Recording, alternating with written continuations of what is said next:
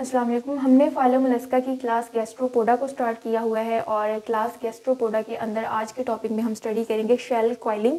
और shell coiling क्या होती है, इसमें हम देखेंगे कि मैंने बताया था कि जो मोलस्कन्स जो होते हैं और जो गैस्ट्रोपोड्स होते हैं, इनकी बॉडी के ऊपर एक हार्ड शेल प्रेजेंट होता है। तो कुछ गैस्ट्रोपोड्स जो होते हैं जिनमें स्नेल्स की एग्जाम्पल आती है, कुछ स्नेल्स जो होते हैं ये अपने शेल की कॉइलिंग कर लेते हैं। ठीक है, तो जब ये अपने शेल की कॉइलिंग करते हैं तो उस प्रोसेस को कहते हैं शेल कॉइलिंग। तो इसके अंदर हम स्टडी करेंगे in gastropods snails the shell is spirally coiled. तो गैस्ट्रोपोड्स के अंदर जो स्नेल्स होते हैं वो अपने शेल को स्पाइरली कॉइल्ड कर लेते हैं, इसकी स्पाइरल कॉइलिंग करते हैं। स्पाइरली कॉइल्ड करने का मतलब ये होता है कि एक सेंट्रल पॉइंट जो होता है उसके सराउंडिंग में इस तरह जो कॉइलिंग होती है, इसको कहते हैं स्पाइरल कॉइलिंग। ठीक है, ये स्पाइरल कॉइलिंग कहलाती है। तो इस तरह ये अपने शेल की कॉइलिंग करा लेते हैं। नेक्स्ट पॉइंट के अंदर है snails exhibit two types of shells on the basis of their coiling. वो स्नेल्स जो कि अपने शेल की कॉइलिंग करते हैं, वो अपनी इस शेल की कॉइलिंग की बेस पर शेल जो है उसकी टू टाइप्स बनती हैं। एक टाइप होती है प्लेनी स्पाइरल शेल और दूसरी टाइप होती है कोनी स्पाइरल शेल। अब जो प्लेनी स्पाइरल शेल होते हैं ये पाए जाते थे प्रिमिटिव स्नेल्स के अंदर। ठीक है, जो एंशिएंट स्नेल्स जो हैं उनके अंदर प्लेनी स्पाइरल शेल कॉइलिंग पाई जाती थी। इसके अंदर क्या होता है कि planispiral shells are coiled in one plane. जो प्लेनी स्पाइरल शेल्स होते हैं इनकी कॉइलिंग सिर्फ एक सिंगल प्लेन के अंदर होती है। जैसे कि इनकी कॉइलिंग ऐसी होती है कि ये एक प्लेन है, एक सिंगल प्लेन है। फॉर एग्जांपल यहाँ पर सेंट्रल एक्सिस से एक सिंगल प्लेन बनाए तो ये एक सिंगल प्लेन बनता है। ठीक है, इसमें हम देख सकते हैं कि जो कॉइलिंग हो रही है वो एक सिंगल प्लेन के अंदर कॉइलिंग हो रही है। ये एक कॉइल है, इसके ऊपर फिर ये दूसरी कॉइल है, फिर ये तीसरी कॉइल है, तो एक सेम प्लेन के ऊपर ही ये कॉइलिंग हो रही है। तो इसको कहते हैं प्लेनी स्पाइरल शेल। जो शेल एक सिंगल प्लेन के अंदर कॉइलिंग करता है उस शेल को कहते हैं प्लेनी स्पाइरल शेल। और ऐसे शेल की जो सिमेट्री होती है वो बाईलेटरल सिमेट्री बनती है। उसको एक सिंगल प्लेन में कट करें तो दो इक्वल मिरर इमेजेस बनती हैं। Each coil within the shell is in the same plane. इसमें फिर से लिखा है कि ईच कॉइल जो होता है इसके अंदर हर कॉइल शेल के अंदर जो प्रेजेंट होता है वो एक सेम प्लेन के अंदर ही प्रेजेंट होता है। और फिर ये कैसे नज़र आता है, it's looking like a flattened spiral. एक फ्लैटेंड स्पाइरल की तरह ये नज़र आता है। ठीक है, स्पाइरल इस शेप को कहते हैं सर्कुलर शेप को, तो ये एक फ्लैटेंड स्पाइरल फॉर्म की शेप में नज़र आता है। दूसरी हमारे पास जो टाइप है शेल की that is conispiral shell. और जो कॉनी स्पाइरल शेल जो होता है ये मॉडर्न स्नेल्स के अंदर पाया जाता है। मैंने बताया कि जो प्लेनी स्पाइरल शेल था वो तो एंशिएंट जो स्नेल्स थे उनके अंदर था। अब जो है वक्त के साथ बहुत सारी मॉडिफिकेशन हो जाती है, तो with the passage of time अब जो मॉडर्न स्नेल्स होते हैं उनके अंदर कॉनी स्पाइरल शेल पाया जाता है। ये ऐसा शेल होता है जो कि जिसकी कॉइलिंग एक प्लेन के अंदर नहीं हुई होती। ठीक है, तो इसमें क्या होता है, conispiral shells are coiled helically.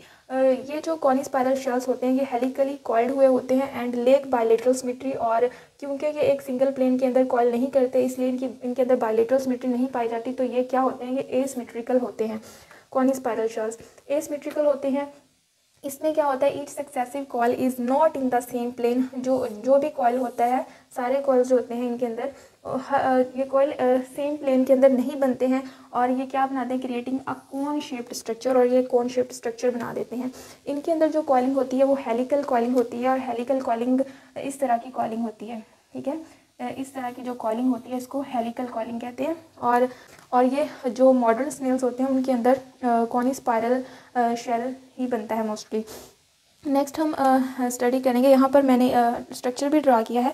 ये प्लेनी स्पाइरल शेल का स्ट्रक्चर है। इसमें हम देख सकते हैं कि जो शेल कॉइलिंग हुई है वो एक सिंगल प्लेन के अंदर कॉइलिंग हुई है। ठीक है, इसमें जो कॉइल्स बन रहे हैं वो एक ही प्लेन के अंदर बन रहे हैं। और यहाँ पर जो कॉनी स्पाइरल शेल है इसके अंदर कोन शेप्ड स्ट्रक्चर बना है और जो कॉइलिंग हुई है ये हेलिकल कॉइलिंग हुई है, इस तरह हेलिकल कॉइलिंग हुई है। और इसके अंदर जो सिमेट्री होती है इनकी वो एसिमेट्री होती है, इसके अंदर बायलेटरल सिमेट्री प्रेजेंट नहीं होती। अब फर्दर हम स्टडी करते हैं the spiralling growth of conus shell can be in one of two directions. अब जो कोनस शेल जो होते हैं, कोनस शेल कौन से, ये वाले कोनी स्पाइरल शेल्स।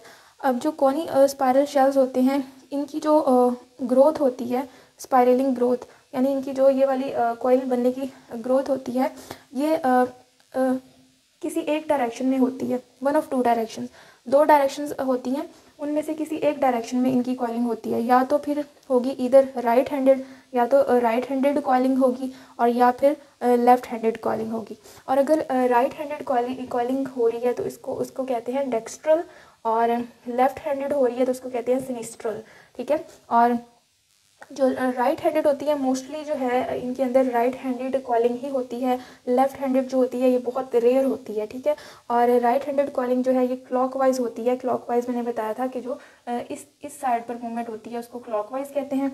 और जो लेफ़्ट हैंडेड होती है ये काउंटर क्लॉकवाइज कॉलिंग होती है। और काउंटर क्लॉकवाइज कॉलिंग किस तरह होती है, जो है इस तरह की जो मूवमेंट होती है इस साइड वाली, इसको ऑपोजिट मूवमेंट को क्या कहते हैं, काउंटर क्लॉकवाइज मूवमेंट। तो यहाँ पर हम देख सकते हैं कि ये इधर जो कोन बन रही है ये बन रही है क्लॉकवाइज, ठीक है। ये राइट हैंडेड कोन है जो कि राइट साइड पर बनेगी, और इसकी मूवमेंट हम देख सकते हैं, इसकी मूवमेंट क्या है, इस तरह ये राइट हैंडेड हेलिकल स्ट्रक्चर बन रहा है, और इधर लेफ्ट हैंडेड हेलिकल स्ट्रक्चर बन रहा है। तो ये इसमें होता है कि जो कोनस शेल होते हैं उनके अंदर भी इनकी जो डायरेक्शन होती है वो 2 डायरेक्शन हो सकती हैं, इन दोनों में से राइट हैंडेड भी हो सकती है और लेफ्ट हैंडेड भी हो सकती है, लेकिन मोस्टली राइट हैंडेड डायरेक्शन होती है इनकी। नेक्स्ट अब यहाँ पर जो मैंने डायग्राम बनाई है इसके अंदर हम डायग्राम से अंडरस्टैंड करते हैं शेल कॉइलिंग को। तो इसके अंदर देखेंगे कि ए पर मैंने बनाया कि एंसेस्ट्रल प्लानी स्पाइरल शेल।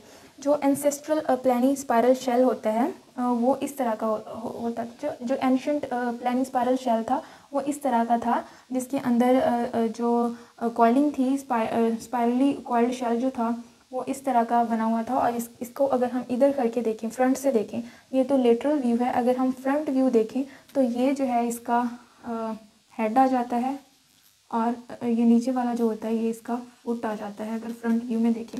और ये ऊपर वाला क्या है, दिस इज़ शेल, और शेल के अंदर ये क्लेफ्ट बनी हुई है, ठीक है। तो ये लेटरल व्यू है इसका, और इधर से अगर देखें तो ये इसका फ्रंट व्यू है। तो फ्रंट व्यू में हम देख सकते हैं कि इनका जो शेल होता है वो इस तरह इसकी कॉलिंग हुई होती है वन प्लेन के अंदर। और जब वन प्लेन के अंदर कॉलिंग हुई होती है तो अगर इसको हम यहाँ से इसको अगर हम इस सेंट्रल एक्सिस से कट करें, इधर से वन प्लेन से सेंट्रल एक्सिस से कट करें इस तरह, तो इसकी क्या बनती है, इसकी बाईलेटरल सिमेट्री बनती है, बाईलेटरल सिमेट्री। तो ये जो बाईलेटरल सिमेट्री थी ये पाई जाती थी एंशिएंट जो स्नेल्स थे उनके अंदर प्लानी स्पाइरल शेल बनता था। तो एंशिएंट स्नेल्स के अंदर ये प्रेजेंट होता था प्लानी स्पाइरल शेल। लेकिन उसके बाद मॉडिफिकेशन हुई, और नेक्स्ट स्टेप के अंदर हम देखेंगे, यहाँ पर ये जो नेक्स्ट स्टेप है इसके अंदर हम देखेंगे कि मॉडिफिकेशन जब होती है with the passage of time, तो उसमें क्या होता है, apex of shell drawn out making shell more compact. तो इसमें ये होता है कि जो एपिक्स होता है शेल का, एपिक्स कहते हैं शेल की चोटी को, ये वाली जो चोटी होती है शेल की ये इसको एपिक्स कहते हैं। ये एपिक्स जो होता है शेल का, ये शेल से बाहर निकलना शुरू कर देता है, जहाँ जैसे यहाँ पर हम देख सकते हैं। और शेल जो है वो हेलिकल जो मूवमेंट है वो शो करना स्टार्ट कर देता है। तो इस तरह ये एपिक्स जो है शेल से बाहर निकलकर इस तरह का हेलिकल स्ट्रक्चर जो है कोन लाइक स्ट्रक्चर बना लेता है। तो इस तरह जो मॉडिफिकेशन होती है फिर इस तरह हो जाती है कि शेल जो है एक साइड पर निकलना स्टार्ट कर देता है। उसके बाद देखेंगे shell move upward and posteriorly. फिर जो शेल जो है ये अपवर्ड मूव करेगा और पोस्टीरियर साइड पर आहिस्ता आहिस्ता मूव कर जाएगा।